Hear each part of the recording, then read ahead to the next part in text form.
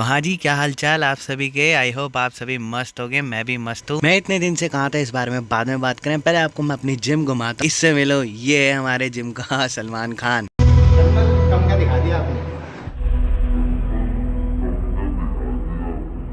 चल भाई रीटेक लेते हैं। भाई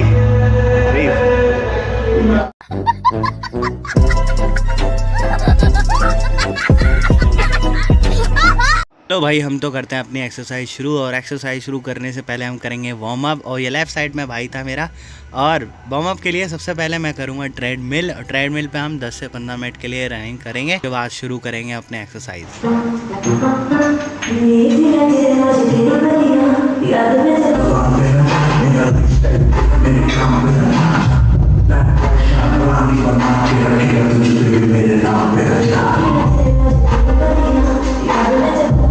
वार्म अप के बाद हम करेंगे पुशअप, क्योंकि आज चेस्ट डे है, मंडे को चेस्ट डे होता है। तो 1 2 3 4 5 6 7 8 9। आप लोग जरा काउंट करके बताओ टोटल मैंने कितने पुशअप मारे जब तक, ठीक है।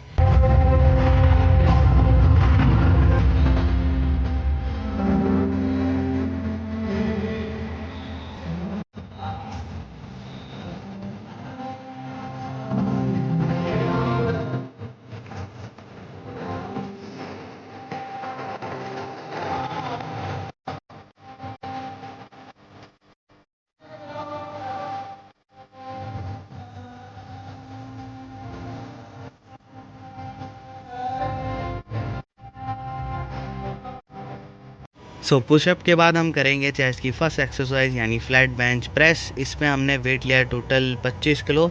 एक सिंगल साइड का अगर हम काउंट करेंगे तो 12.5 किलो है। तो अभी हम स्टार्ट करेंगे बेंच प्रेस। इसमें हम लगाएंगे 3 सेट, 15, 10 और 8। ये कंप्लीट करने के बाद हम एक्सरसाइज चेंज करेंगे।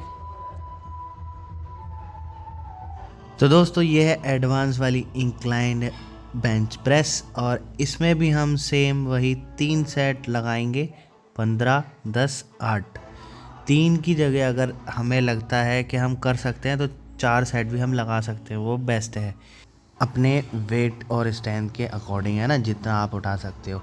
मैं अभी 3 सेट ही लगाऊंगा, क्योंकि मैंने टोटल वेट जो इस समय उठा रखा है वो 40 किलो के लगभग है।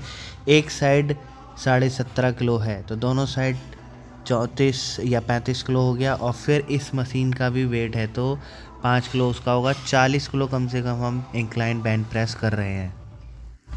तो इसके बाद दोस्तों हम लगाएंगे बटरफ्लाई मशीन पर चेस्ट की तीनों मसल की एक्सरसाइज। और इस मशीन पर ये खासियत है, अगर आप पोजीशन चेंज करके करेंगे तो आप इस पर 2 एक्सरसाइज कर सकते हैं।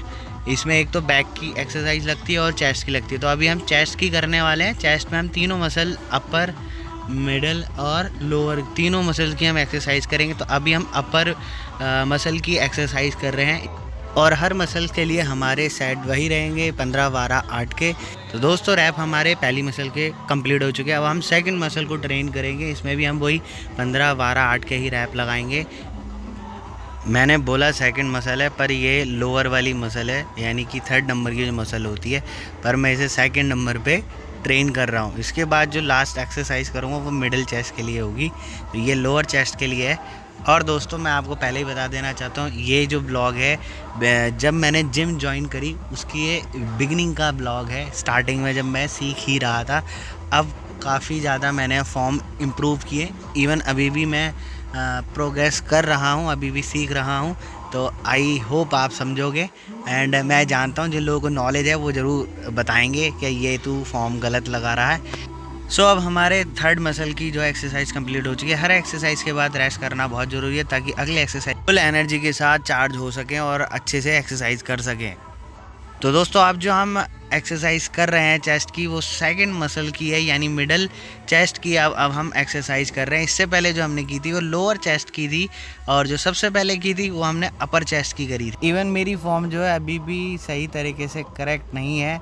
आप मेरी गर्दन देख सकते हो, एक कबूतर की तरह हिलेगी।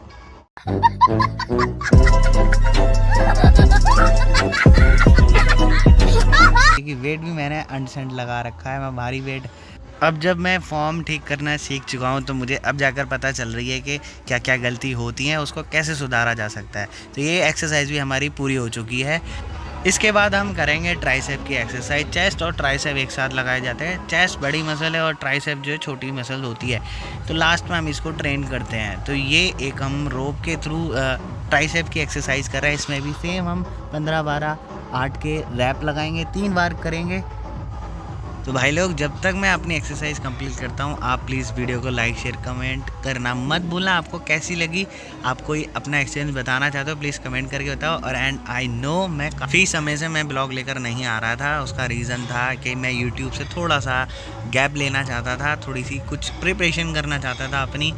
सो अब मैं कम बैक कर रहा हूँ और मेरे घर के लिए भी कम बैक हो चुका है। तो मैं अपनी एक्सरसाइज कंप्लीट करके घर आ चुका हूँ। इसके बाद घर आकर हम लेंगे पोस्ट वर्कआउट। पोस्ट वर्कआउट में सबसे पहले मैं लेता हूँ, हाँ जी, भगवान जी के भजन और माँ का आशीर्वाद।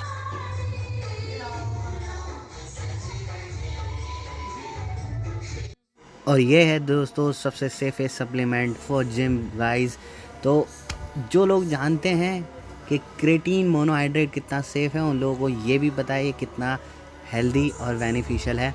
तो मैं इसको ले रहा हूँ मैंगो शेक के साथ, क्योंकि मज़ा आता है मैंगो शेक पीने में। गर्मियों का टाइम था दोस्तों जिस टाइम का ये ब्लॉग था, तो ये काफ़ी दिन बाद मैं अपलोड कर रहा हूँ। सबसे बड़ा बेनिफिट जो है क्रेटीन मोनोहाइड्रेट का, ये मसल के अंदर वाटर को होल्ड करके रखता है, जो कि मसल्स के लिए बहुत ज़्यादा ज़रूरी है अगर आप हैवी एक्सरसाइज करते हैं तो। इसके बाद हम थोड़ी सी भगवान जी की जय जय भी कर लेते हैं, थोड़ी सी पूजा कर लेते हैं। उसके बाद हम अपने दिन की शुरुआत करते हैं। सो गाइज आफ्टर जिम हम ले रहे हैं सोयाबीन की सब्जी और दही है और रोटी है। तो फिलहाल आज हम काफ़ी लेट हो चुके थे, इस वजह से जल्दी जल्दी में यही ले रहे हैं। बाकी डेली में जो है अलग मील रहती है मेरी सुबह की जिम के बाद। तो नेक्स्ट डे दिखाएंगे अगले दिन। आज जल्दी है काफ़ी क्योंकि लेट हो चुके, जिम से भी काफ़ी लेट आया था। तो आज यही वाले मील ले रहे हैं, मिलते हैं बाद में।